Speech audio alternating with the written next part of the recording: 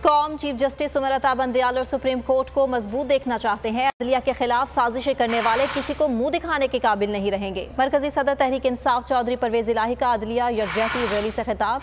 कहा, कौम को इकट्ठा करने का क्रेडिट इमरान खान को जाता है। अब PDM माजी का हिस्सा है। मेरे घर मोहसिन नकवी और एक मरजई ने हमला किया। जिस मरजई ने मेरे घर पर हमला किया उसके खिलाफ तौहीन अदालत की कार्रवाई हुई। कच्चे के ऑपरेशन से बख्तरबंद गाड़ी मंगवाकर मेरे घर पर हमला किया गया। मोहसिन नकवी, हरकतें बंद कर, जाम सादिक ना बनो।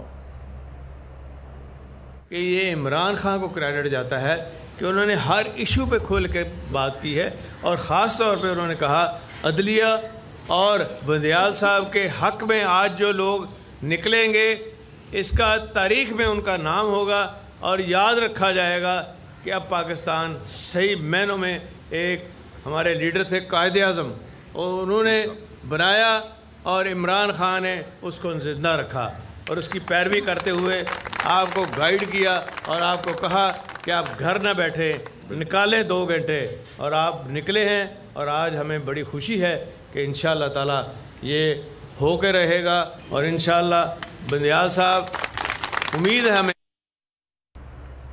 हुकूमत पर अदलिया का खौफ।